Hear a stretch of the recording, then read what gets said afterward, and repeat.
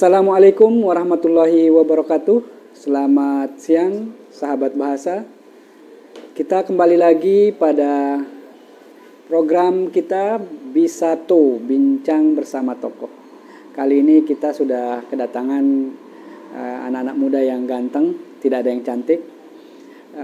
Nanti kita akan kenalan lebih dalam, tetapi bisa dilihat bahwa mereka ini sebenarnya masih sangat muda ya.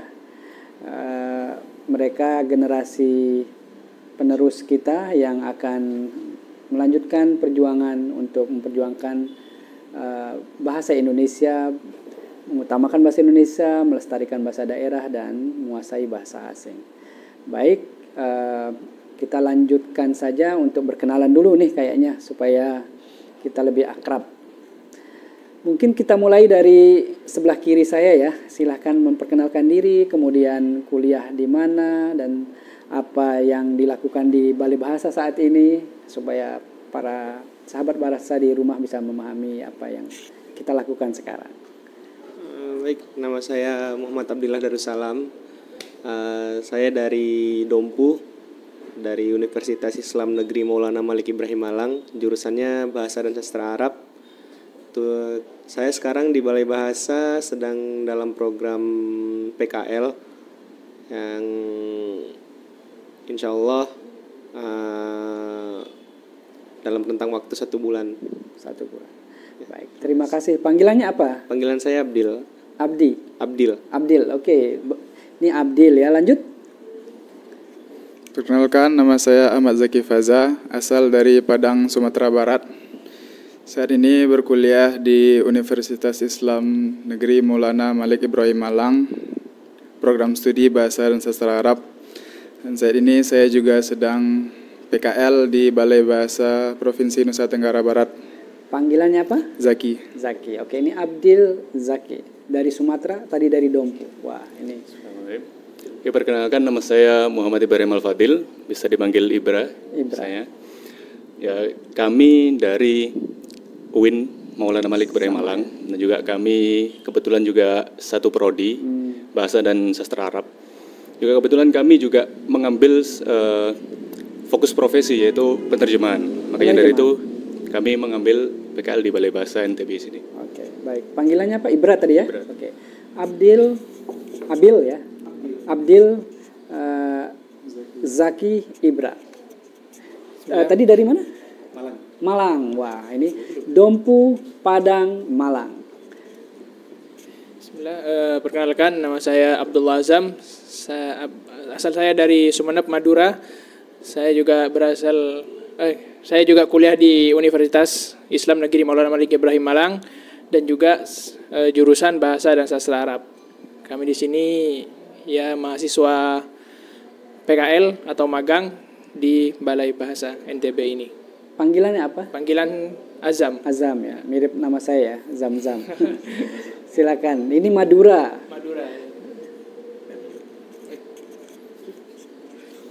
Perkenalkan, nama saya Muhammad Robani Akbar, biasa dipanggil Akbar. Asal saya Sumbawa Barat.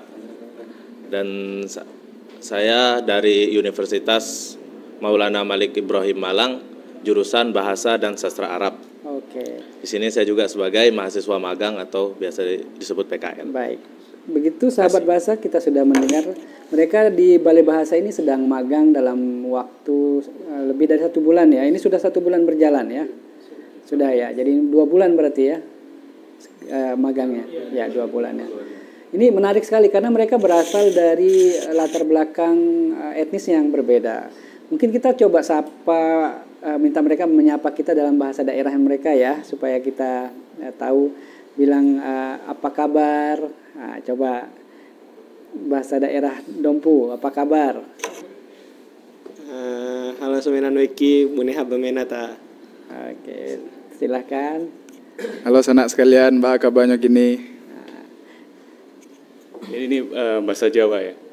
Halo rek, piye kabare? Bolo. Saya bahasa Madura nih Pak ya. Halo taretan, berma kabar dagapi. Bahasa Sumbawa, aparungan sanak selebe. Oke. Berembek kabar semeton senamian, nah, itu bahasa Sasak ya. Nah, ini sebenarnya contoh dari bagaimana bahasa daerah itu sangat kaya ya. Dan adik-adik masih bisa berbahasa daerah, itu suatu yang patut dibanggakan. Jangan sampai dilupakan ya bahasa daerahnya. Karena bahasa daerah itu adalah salah satu kekayaan bangsa kita.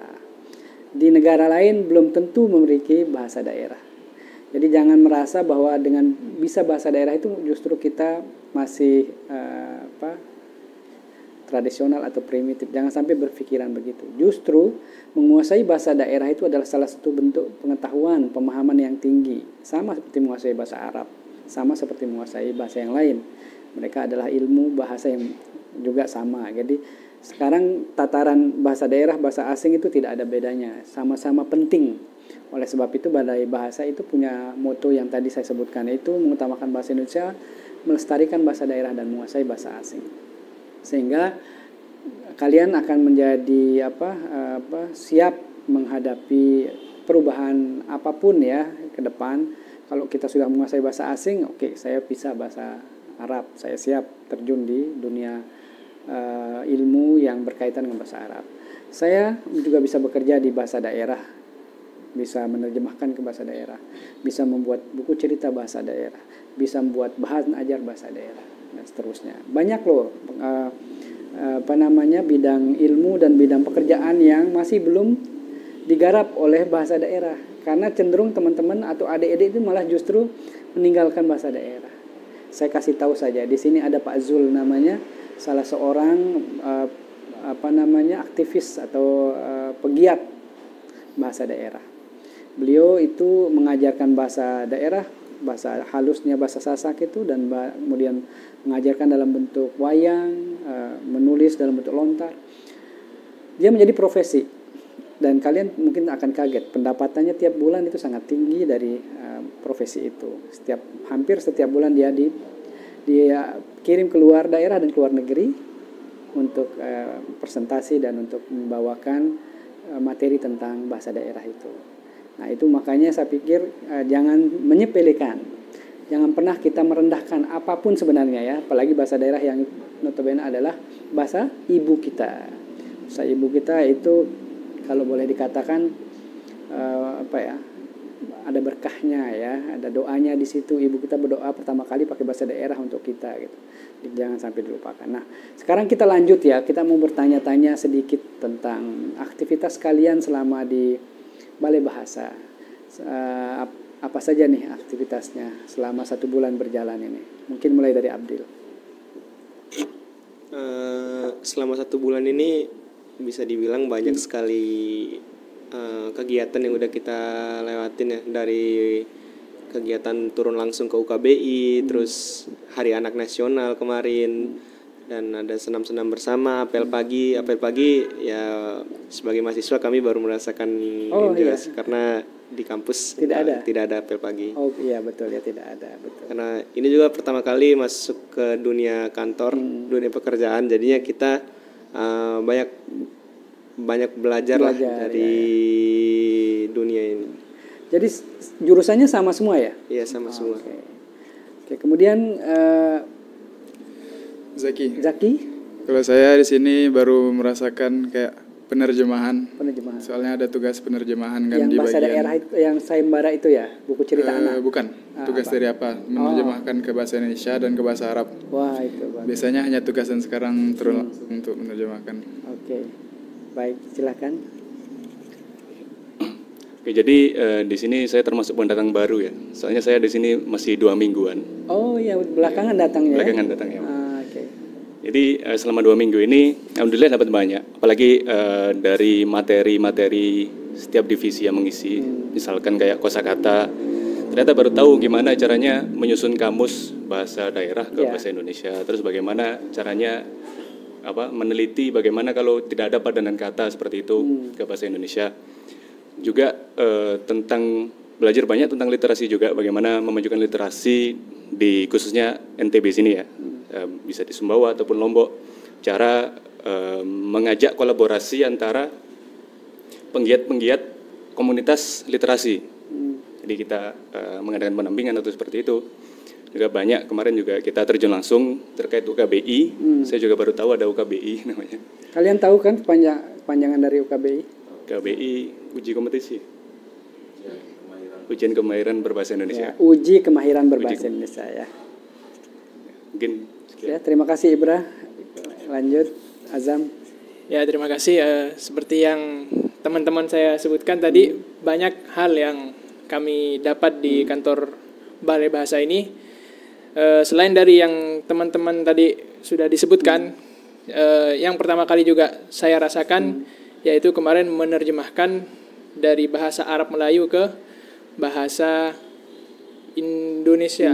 Bahasa Indonesia. Yang mana di kampus kami tidak pernah mendapatkan itu. Ya, biasanya kan kami di Malang, Jawa Timur kan biasa memaknai atau menerjemahkan mungkin bahasa Jawa yang diarabkan. Tapi kemarin mendapatkan tantangan baru atau pelajaran baru, yaitu menerjemahkan dari bahasa Melayu ke bahasa Indonesia. Wah, itu yang berkesan bagi saya untuk saat ini.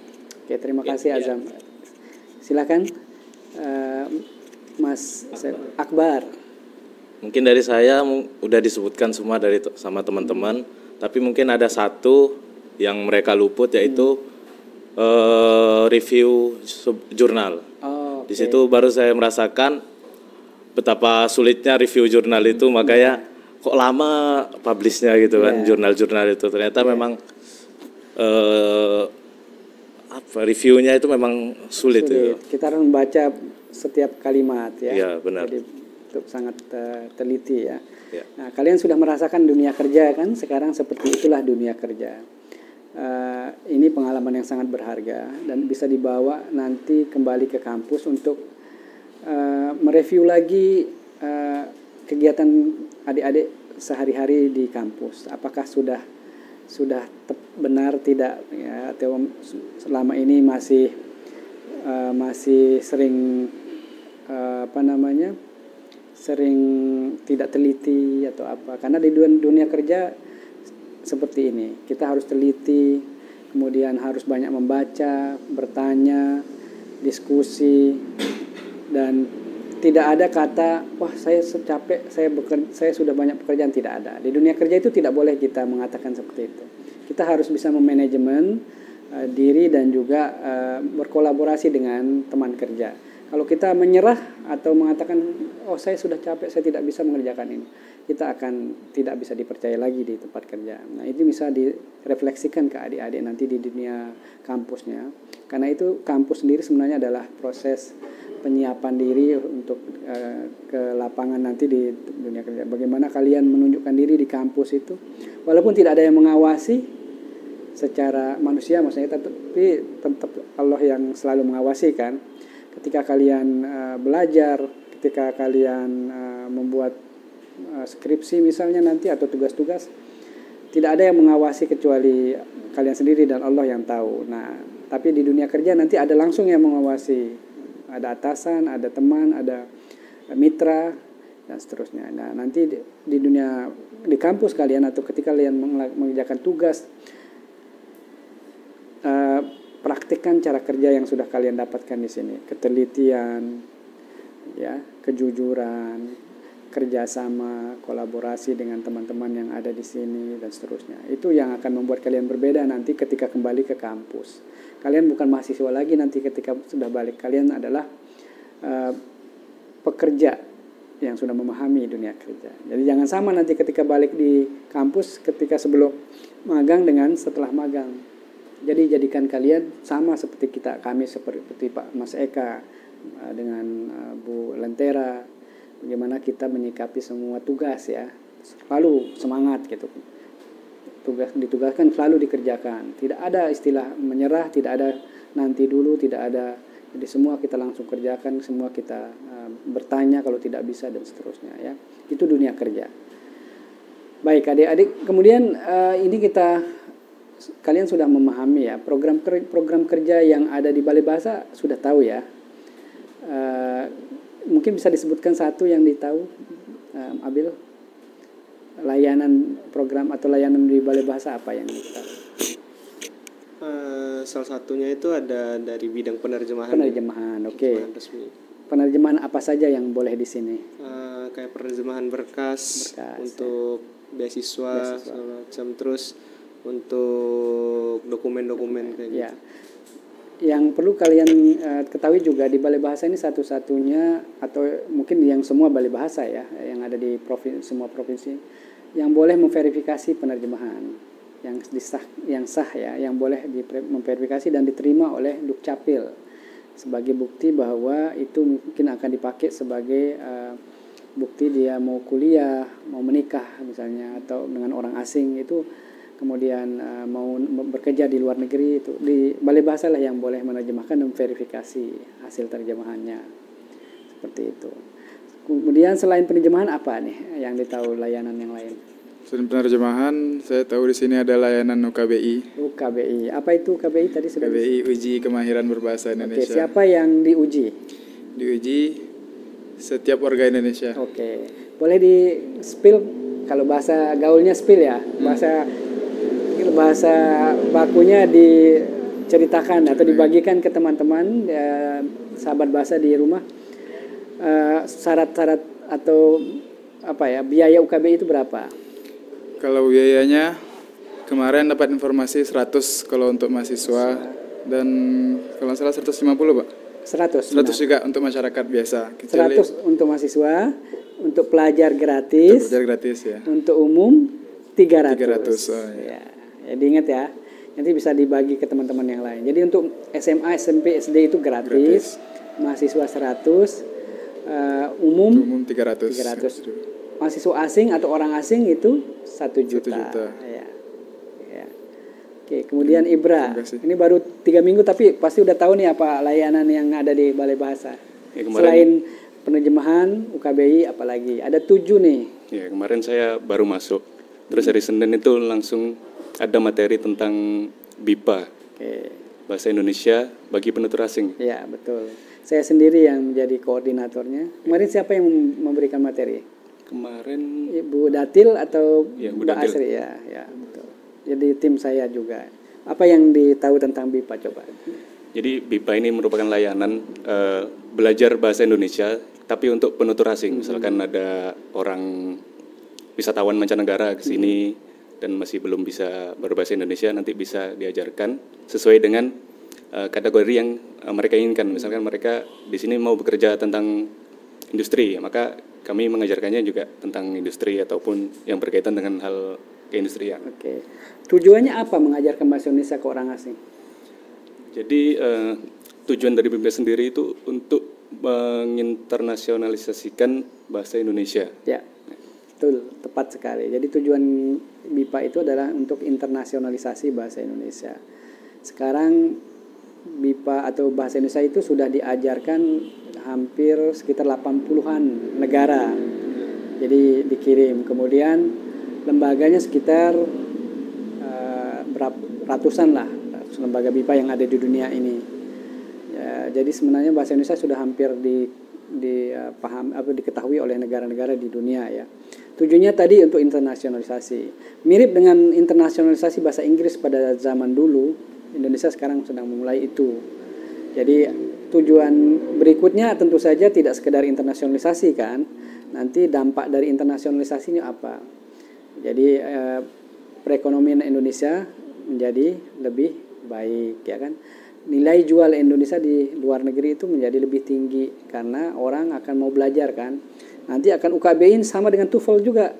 Ya, nanti kan luar negeri akan mau belajar ke Indonesia harus TOEFL juga, bekerja harus ada tes UKBI, tes juga. Jadi akan diarahkan seperti bagaimana bahasa Inggris dulu memulai internasionalisasinya ke dunia.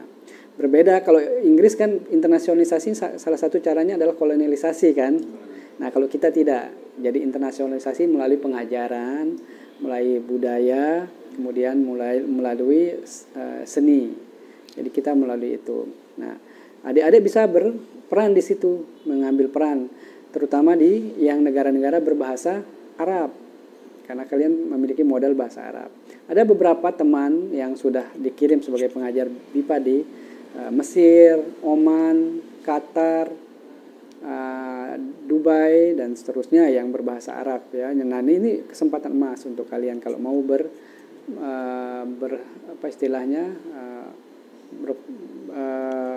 terjun dalam bidang kebipaan ya. Oke, terima kasih Ibra. Azam, apalagi selain penerjemahan dan BIPA? Selain dari yang tadi itu ada kamus, Pak. Ya, kamus ya.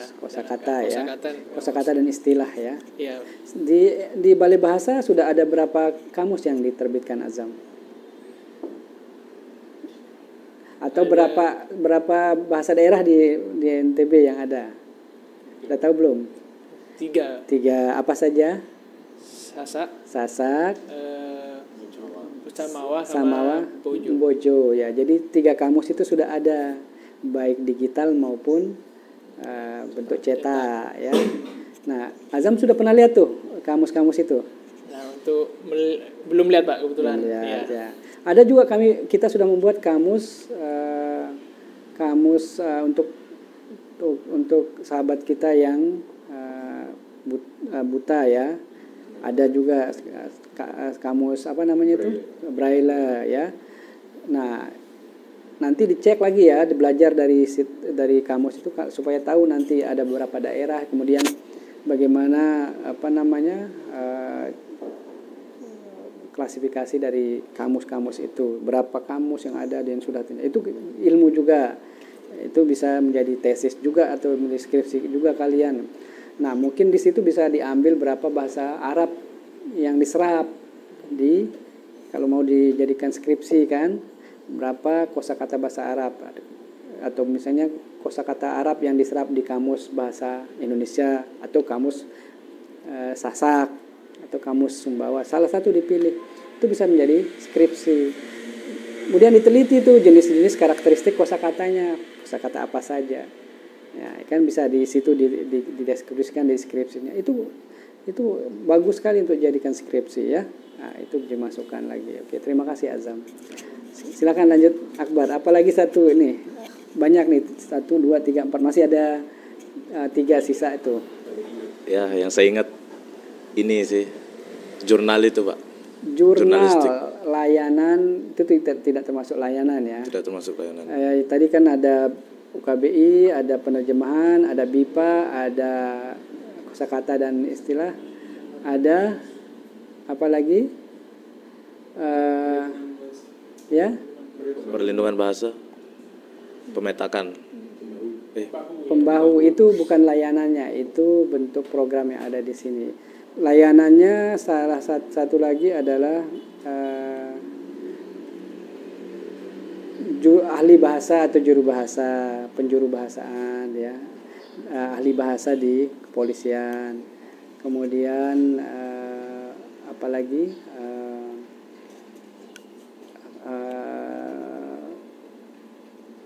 ini penerjemahan sudah ya, ahli bahasa penerjemahan, kemudian BIPA, UKBI, kosakata, terus ahli bahasa, penjurian juga ada. Kita kalau ada permintaan penjurian, kita akan memberikan penjurian ya. Nanti dicek lagi ya di lamannya, dipelajari, dan nanti itu bisa dijadikan dasar untuk menyusun tugas akhir ya. Jadi gampang, sekarang kalian sudah punya sumber dayanya, kalian tinggal memanfaatkannya di kesempatan ini. Bila perlu sebelum pulang, judul skripsinya kalian sudah ada di sini nih. Nah, teman-teman di sini bisa membantu, karena di sini kan kerjaannya seperti itu. Dari jurnal itu kan, jurnal itu sama, artikel di jurnal itu kan mirip-mirip dengan judul skripsi juga, itu bisa dijadikan bahan ya. Baik, kemudian sudah kemana saja nih di NTB? Ada yang sudah berkeliling kah ini? Sudah. Abil kemana? Pakai itu Bil. Kemarin terakhir weekend kita ke Merese. Oh, Bukit Merese. Naik? Iya, naik ke atas. Ya. Itu kemana lagi? Terus habis itu kita ke Sade. Sebelumnya juga kita ke pantai, ke Kluwi, terus ke Pandanan. Pantai Pandanan. Oke. Terus kalau Marta ya? Zaki. Zaki, maaf. Sama Pak, perginya bareng-bareng. Oh, bareng-bareng. Bareng-bareng berlima. Selalu bareng-bareng ya? Iya. Yang paling berkesan tempatnya di mana? Paling berkesan yang kemarin yang ke Merese itu. Merasa indah ya? Indah, langsung hamparan lautan. Ya, betul. Sempat foto-foto kan? Sempat Pak. Kalau Akbar belum sempat, Ibra belum sempat ke sana ya? Ya kemarin bareng juga, tapi sebelumnya setahun yang lalu saya juga udah pernah ke Lombok. Oh, pernah ke Lombok. Iya. Oh, ya. Kalau Azam pernah ke Lombok sebelumnya atau baru? Belum Pak, baru pertama kali. Sekarang ya. Ini tempat yang dikunjungi sama semua? Sama semua Pak. Ya berangkat bareng, pulang juga bareng. Ya. Pakai motor? Pakai motor ya. Ke Sembalun sudah belum nih? Belum. Nih mungkin nanti Sabtu Minggu kali ya. Ya, itu juga sangat indah, harus ke sana. Masa ini orang Sumbawa belum pernah ke Sembalun? Udah pernah kalau Sembalun ya Pak. Oh sudah, tapi naik belum ya? Rinjani. Rinjani pernah Pak. Oh ini anak gunung ya, oke kalau Rinjani nanti diajak naik lah. Tapi jangan sampai Rinjani, ke Anak Darah saja. Iya Pak. Ya supaya dia tahu nih pemandangan di sana itu sangat indah. Atau ke Bukit Selong, itu pemandangannya nanti sawahnya kayak kotak-kotak nih foto dari atas itu, jadi indah sekali. Ya jadi di sini sebenarnya tempatnya sangat indah ya, tempatnya tidak terlalu jauh, ya kan kecil sebenarnya Lombok ini, tetapi semua ada. Mau ke gunung dekat, mau ke air terjun ada, mau ke laut dekat juga. Nah mau ke pantai apalagi, mau ke sawah banyak. Nah, itu sebenarnya di sini serba komplit. Belum lagi ke Sumbawa, di sana nanti ada padang yang sangat luas, bukit yang semua bukit-bukit yang banyak. Nah, di situ mau lihat jagung, sehamparan penglihatan jagung ada di sana. Nah, itu sangat kaya ya. Jadi nanti disempatkan ya untuk ke sana, untuk keliling pakai motor tidak apa-apa ya. Nah, kalau makanan di sini bagaimana pengalamannya? Coba nih mungkin dari Akbar dulu. Yang paling disukai apa makanan di sini? Kalau makanan di sini kan sudah hatam semua sih saya. Oh sudah hatam. Orang sini ya. Mungkin Azam saja ya. Biar dia sudah mungkin orang sini ya. Iya Pak. Mungkin kalau makanan saya sate rembiga. Suka ya? Iya. Oke. Kan biasanya sate Madura. Oh, beda iya. Ternyata Pak ya. Beda rasa nggak? Beda ya? Beda memang. beda rasanya. Sate Bumbunya rembiga beda ya. Bumbu beda juga. Lebih segar kayaknya ya kalau sate rembiga itu, maksudnya karena Iya. tidak terlalu berbumbu kan, Iya. hanya pakai kecap gitu ya. Iya. Ya. Saya juga suka sate rembiga. Kalau Ibra. Jadi pertama kali saya ke sini itu paling wow makanannya itu tahunya. Oh ya. Jadi berbeda sama di Jawa. Di sini tahunya bisa dimakan langsung loh. Iya, Ya. lembut-lembut enak gitu. Lembut sekali. Benar, saya juga suka. Sering saya makan. Kalau dia datang saya makan langsung tuh. Iya. Karena memang kan sudah matang itu kan, tinggal dimakan saya. Jadi itu tahu Abian Tubuh namanya. Abian tubuh. Itu nama tempatnya, bukan nama bagian tubuh ya. Mungkin bukan bagian tubuh gitu, tapi Abian Tubuh. Nama desa atau daerah di sekitar daerah Cakra itu penghasil tahu. Memang Dikunjungi ya? harus kalian ke sana untuk oleh-oleh. Nah, jadi sudah pakai Tempat gitu. Ya tempat, tinggal dibawa aja Tempat nanti. bambu. Ya bambu. Tempat bambu itu enak untuk jadikan oleh-oleh. Dan untuk masak juga enak. Jadi bisa dimakan sampai 3 kali kan, nanti pagi, siang, sore itu tidak perlu pakai nasi juga enak itu. Pakai cocol aja sudah enak. Tahu tek gitu Pak. Iya, betul. Kalau saya pelecing Pak. pelecing kangkung. Wah, bagus ya. Itu menu baru di sini. Sebelumnya nggak pernah ketemu itu. Ya, di sini pelecingnya sangat berbeda di tempat lain. Sayur kangkungnya itu tidak bisa, bahkan di tempat di Sumbawa mungkin berbeda rasa kan. Lombok Timur saja tidak bisa. Tidak sama rasanya. Hanya bisa di sini tumbuhnya. Itu unik sekali ya. Tapi suka pedas juga berarti? Suka Pak. Suka, oke, cocok lah kalau suka pedas. Kalau Abil? Kalau saya sama kayak Akbar sih Pak, soalnya Oh, ibu iya. saya orang Lombok Timur, ibu saya. Oh, ibunya Lombok Iya, Timur. jadinya pelecing tiap hari lagi makan. Iya. Tapi apa kesukaannya? Saya sih satir Mbiga juga. Satir Mbiga juga. Ini tidak ada yang suka nasi balap puyung ya? Nasi puyung itu terlalu pedas. Ini uji nyali kepedasan. Jadi harus coba siapa yang kuat-kuatan pedas. Coba nasi balap puyung, tapi yang asli ya. Cak beli yang puyungnya di sana di Puyung. Jadi bisa nanti ada tanya aja di mana nasi balap puyung. Di situ memang ada grade-grade-nya sih, tapi grade 1 aja sudah pedas minta ampun. Kemudian ayam taliwang. Kalian sudah belum nih ayam taliwang? Nah, itu juga enak sekali itu. Ayam taliwang. Pernah? Ya, oke. Nanti coba semua ya. Baik, jadi adik-adik di sini ini tidak harus selalu serius ya belajarnya, bisa sambil jalan gitu ya, melihat keanekaragaman yang ada di sini. Dan kekayaan budaya di NTB ini sangat luar biasa ya. Di sini ada berapa etnis yang ditahu? Mungkin siapa yang bisa membantu jawab selain yang dua ini? Ayo, etnisnya apa saja yang ada? Tadi kan bahasa 3 utama. Saya tanya dulu, bahasa 3 itu bahasa utamanya, bahasa daerah utama. Ada bahasa daerah pendatang, berapa? Ya, coba disebut apa saja. Jadi totalnya 11. Jadi ada 8 pendatang, 3 utama. Nah, sebut yang pendatang itu mana? Pasti kalau saya tahu itu ada Bugis. Ya, Bugis. Mungkin juga Bali juga karena dekat. Ya, Bali ada. Baju ada. Baju, terus Madura ada. Madura ada. Berapa lagi? 2 lagi. 2 lagi. Etnismu sendiri tidak sebut Jawa pasti ada. Jawa pasti ada. Nah, 1 lagi. Melayu, ya. Ya. Melayu Arab, dia campur Melayu Arab sama ada 1 lagi sebenarnya Tionghoa ya, Cina. Tionghoa juga ada. Ya, ada juga. Ya. Ada di Ampenan. Nah, itu bahasa yang ada di sini.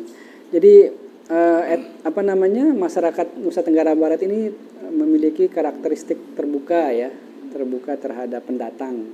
Jadi dia siapapun yang akan datang itu di sini akan diterima sebenarnya, dan akan terjadi akulturasi dan seterusnya. Ya.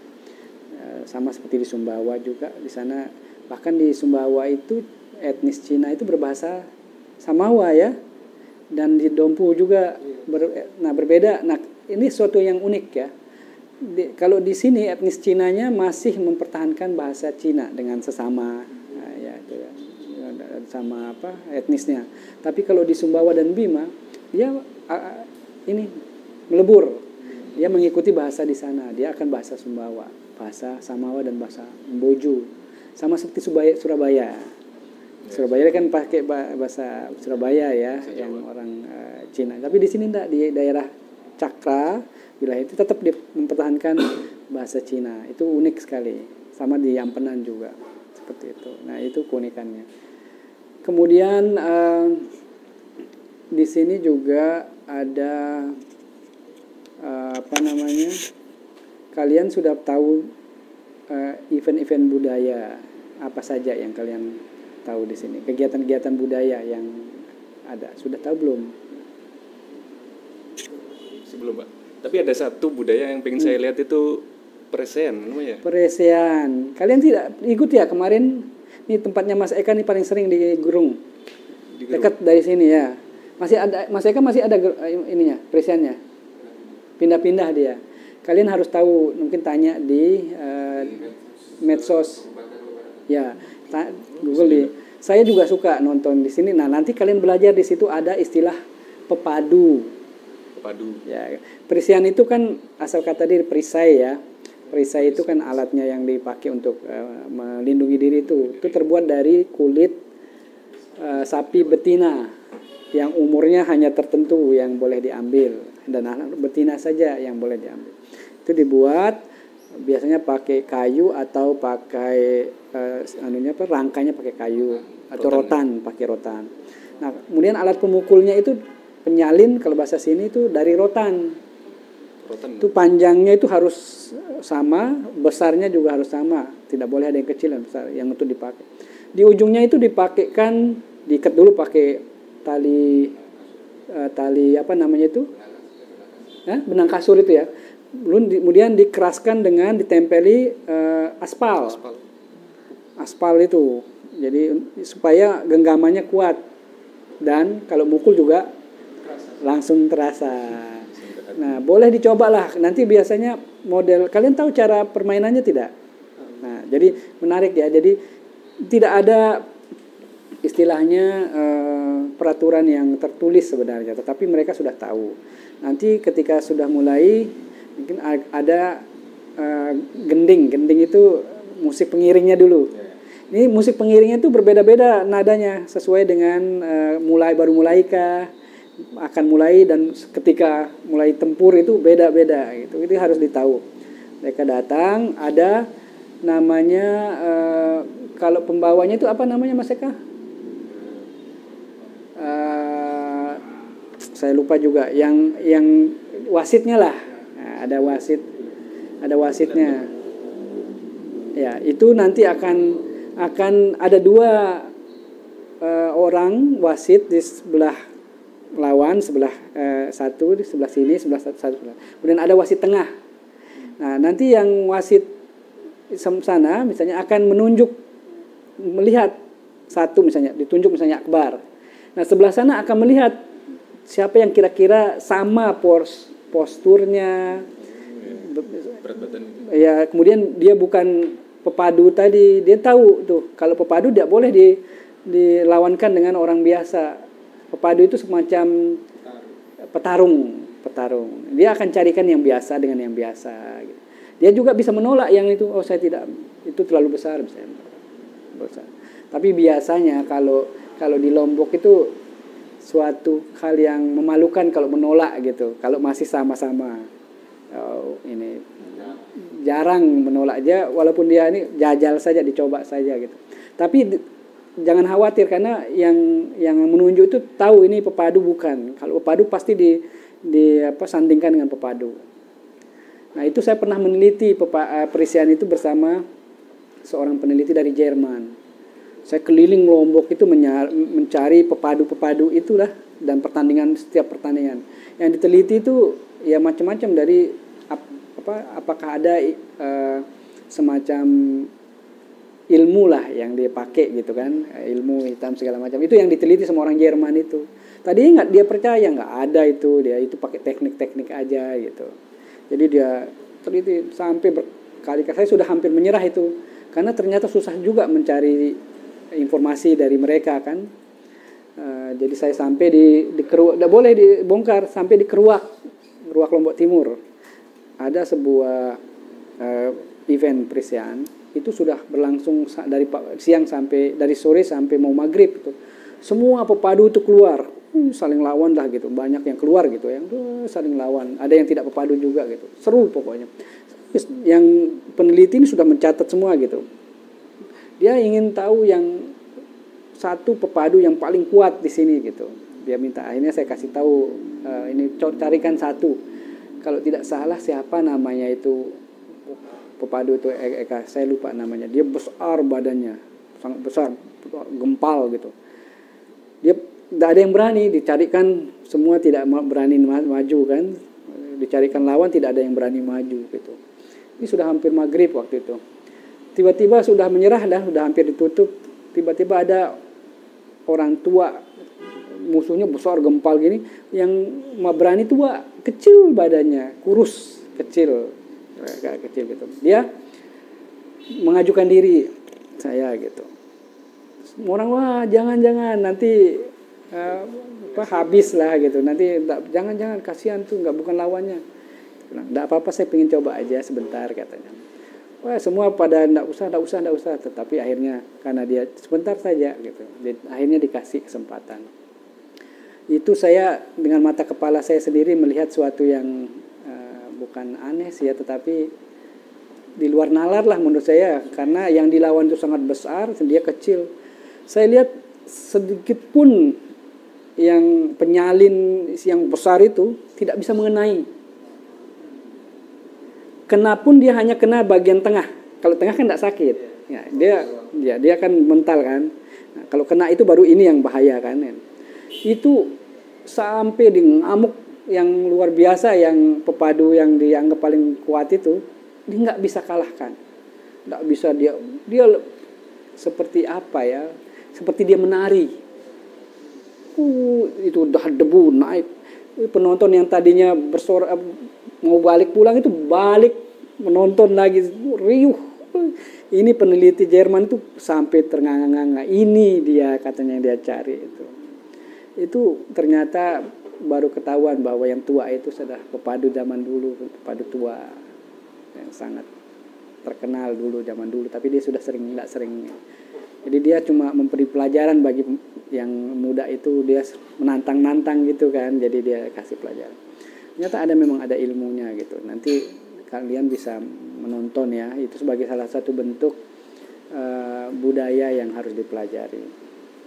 Dan menariknya memang Presian itu tidak ada kebencian di antara pemainnya. Selesai itu langsung berpelukan, selesai. Tidak pernah terjadi yang namanya tawuran setelah itu antara ini, tidak ada. Gitu. Kalaupun dia berkelahi di situ, dia yang disalahkan. Misalnya yang memulai kericuhan, misalnya yang mengacau, dia akan disalahkan oleh orang gitu. Jadi itu semacam sebuah ada tata krama yang tidak tertulis tapi sudah sangat dipahami oleh anak mereka. Dan itu sangat bagus untuk ditiru ya. Di situ ada, dan mereka tidak menyombongkan diri. Ketika mereka maju ke depan, yang pepadu itu nunduknya sangat rendah. Sambil bawa begini caranya. Gini gitu. Dia nggak akan saya enggak ada. Gini dia. Itu ciri-ciri pepadu sudah itu. Kalau sudah ditunjuk terus dia begini gitu. Jangan coba saya lawan, jangan. Lebih baik lawan yang petatang tenteng itu. Nah, itu lawan sudah kalau itu. Kalau di Presian kalau dia begini terus ditunjuk gini dia. Semakin dia merunduk itu bahaya itu. Itu ilmunya sudah tinggi itu. Lama dia nanti mau itu. Kalau disuruh-suruh keluar, kecuali dia betul-betul lihat pas lawannya baru dia mau. Kalau dia sekedar untuk membahayakan orang, dia akan nggak mau. Nah itu serunya di situ. Nah kemarin jadi ada beberapa pepadu mungkin nanti yang kalian akan lihat ya. Yang terkenal nanti coba bisa dicari di Janapria, namanya Arya Kamandanu. Kalau mau dicarikan penelitian ya, cari nggak apa-apa, kenalan di sana untuk belajar. Saya dari UIN belajar tentang ini gitu. Namanya Arya Kamandanu, udah tua dia, tetapi itu boleh dikatakan hampir tidak terkalahkan itu. Cari di Google, YouTube ya, Arya Kamandanu. Orang tua, badannya kurus, kalau Presian pakai sarungnya sampai bawah lagi. Itu kalau main itu kalian akan heran, tidak ada luka sedikit pun di sininya. Padahal rupa pukulan itu seperti hujan angin itu. Coba lihat nanti ya iya, pakai minyak apa mungkin. Saya sampai nonton di YouTube itu. Lihat sampai, dia padahal seperti kena tapi enggak ada. Kalau dia yang lain udah kayak lukisan di sini nih. Lalu udah berdarah, udah macam-macam. Oh ya, untuk Presian itu standar kekalahan itu pertama harus kalau keluar darah berhenti dari kepala. Nah itu sudah enggak boleh dilanjutkan. Atau dia jatuh, penyalinnya itu dia nggak boleh dipukul. Itu dia dalam keadaan jatuh. Ya, tapi kalau dia nunduk ini masih bisa, karena banyak yang jago dengan duduk, banyak yang jago sambil duduk dia lawan orang itu banyak yang gitu. Nah, di situ kita masih melihat sebuah ilmu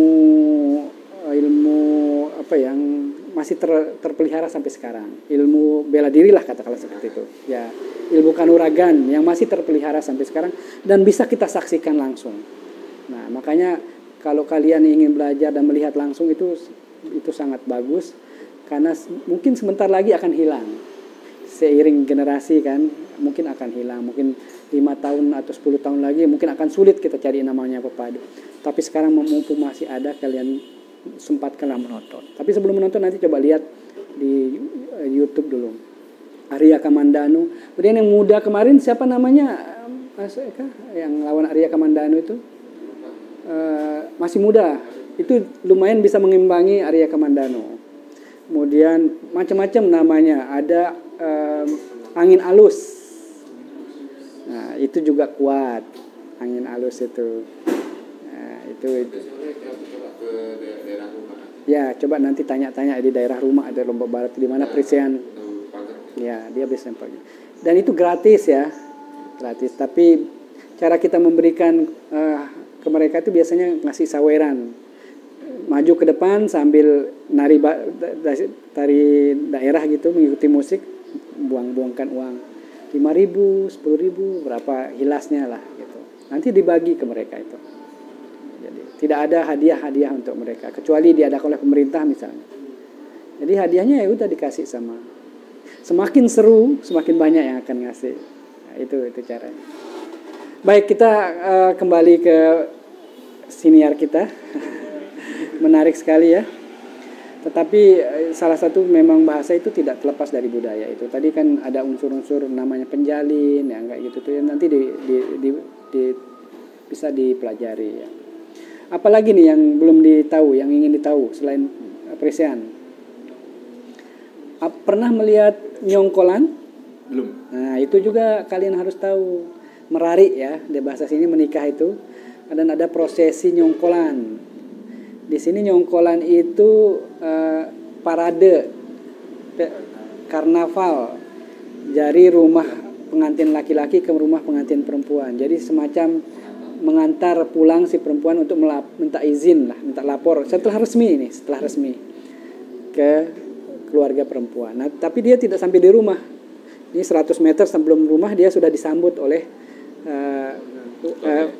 tim parade mereka juga yang sudah dengan musik juga, dengan pakaian lengkap. Itu setiap hari Sabtu Minggu di jalan itu selalu ada. Diikuti oleh gendang bele. Ya, kalian tahu gendang bele? Belum lihat juga. Nah, itu harus lihat. Itu kalau belum lihat itu belum resmi melihat Lombok. Yang namanya gendang bele, nyongkolan, Presian, plecing, ayam taliwang. Nah, itu. Kalau belum, itu belum resmi, belum lengkap. Nanti kalian akan lihat mereka biasanya dipayungi di depan pakai payung adat ya, pakai yang mereka pakai hiasan baju khas pengantin di daerah Lombok, ada pengiringnya. Nah, dari sampai belakang itu banyak pengiringnya. Kemudian di terakhir nanti ada gendang bele, berikutnya ada musik yang lain-lain. Gitu. Nanti sepanjang jalan. Tujuannya sebenarnya untuk siar mereka bahwa mereka sudah menikah gitu. Itu supaya diketahui oleh masyarakat bahwa mereka sudah menikah. Selain gendang bele, ada Presian, kemudian apa lagi yang kalian tahu? Barapan kebo. Nah, di daerah Sumbawa ada barapan kebo mirip di Madura. Karapan sapi ya? Iya, kalisannya karapan sapi, sini kepake kebo. Ya, itu seru juga. Itu di daerah Mantar ya biasanya, atau di Sumba Besar Barat juga ada. Nanti ada juga balapan kuda. Ya, itu juga nanti kalau sempat diajak nanti Akbar ke sana ya. Di sana banyak juga atraksi budayanya di sana di Sumbawa dan Dompu ya. Itu bisa dipelajari. Tapi selesaikan dulu di Lombok baru pindah ke ini ya. Supaya masih 1 bulan nih, masih bisa setiap minggu bisa keluar gitu. Bawa kamera momen-momen itu tidak bisa, atau buat vlog ya, buat YouTube ya. Pakai bahasa Arab. Nah, kan bagus. Ya, nanti konsumsinya orang Arab kan, nanti yang melihat orang Arab bisa, itu akan sangat menarik bagi mereka. Ya kan? Ya berpikir yang berbeda lah seperti itu ya. Jadi banyak hal yang adik-adik bisa dapatkan dan pelajari di sini selain dari apa yang sudah didapatkan di Balai Bahasa tentu saja. Kesempatan ini adalah kesempatan emas, mungkin tidak akan datang 2 kali. Karena setelah itu kalian pasti akan sibuk dengan dunia kampus, dunia tugas, dan mungkin akan melanjutkan S2 dan seterusnya. Dan ini bersyukurlah kalian diberikan kesempatan untuk datang di tempat ini ya. Kemudian tempat-tempat wisata selain Sembalun, Kuta, mana lagi nih yang belum kalian datangi?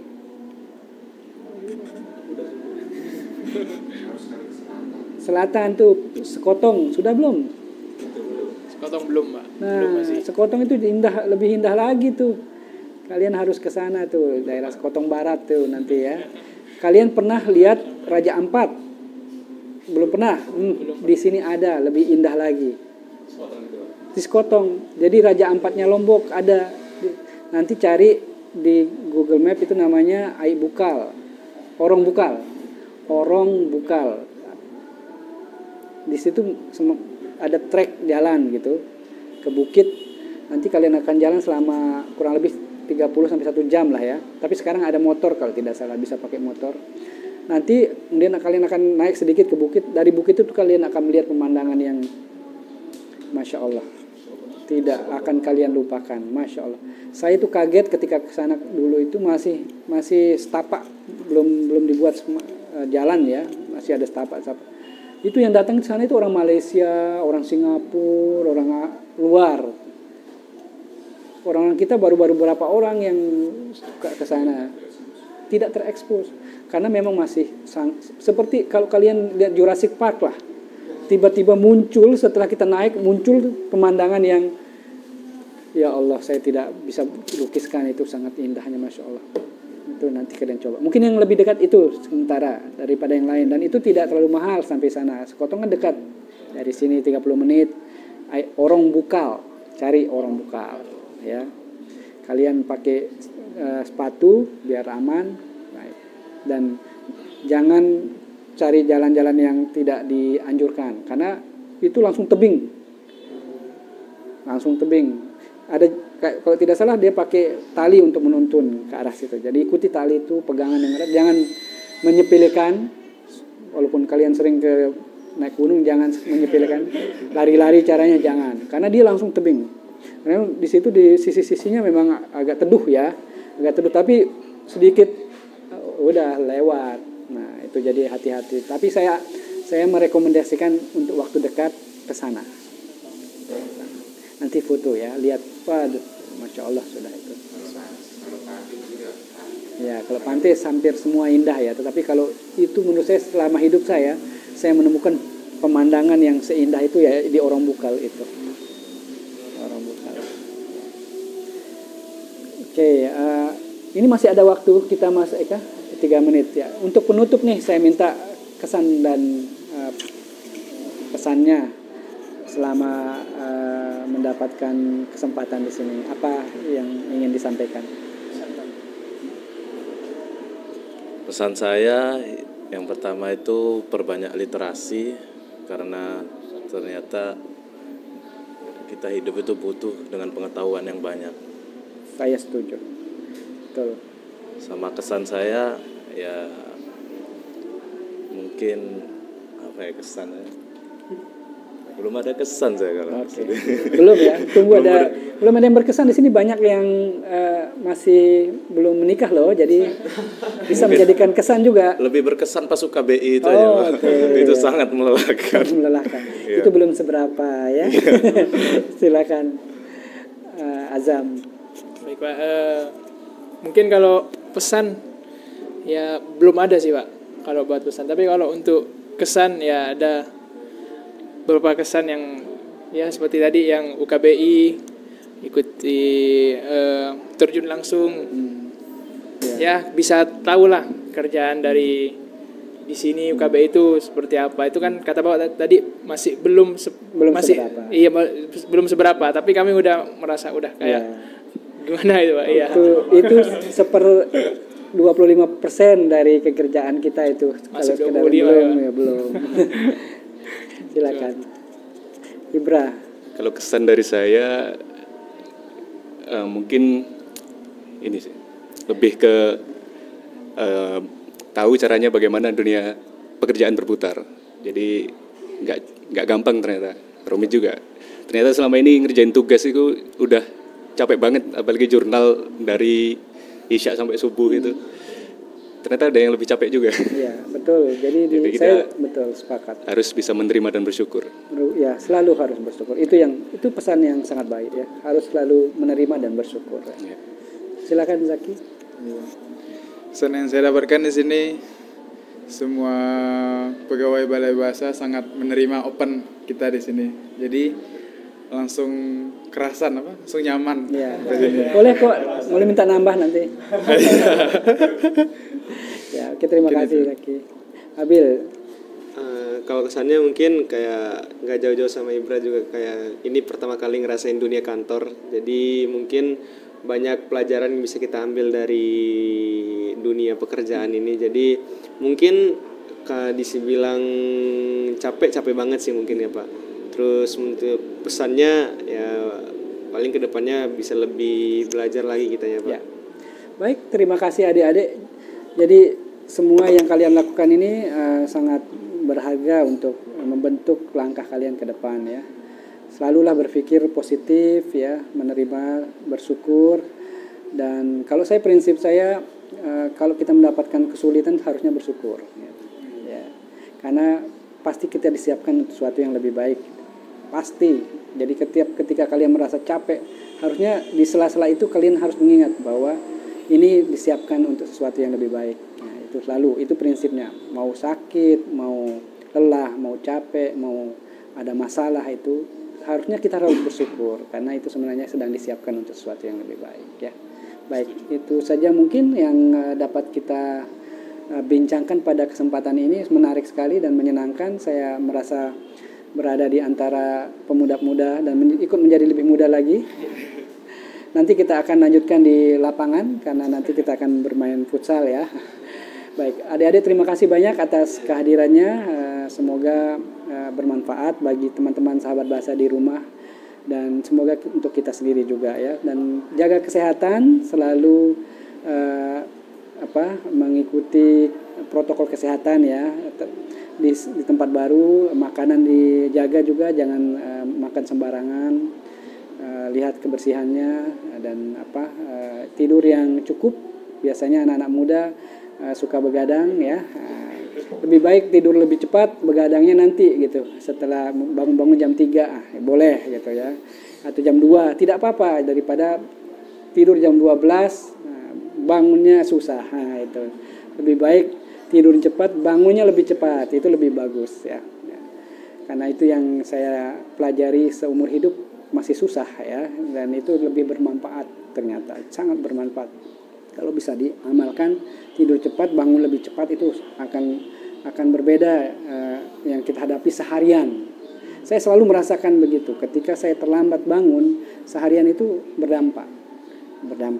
Sampai semalam itu berdampak. Tapi kalau bangunnya pagi, cepat bangun, seharian itu terasa lebih baik ya.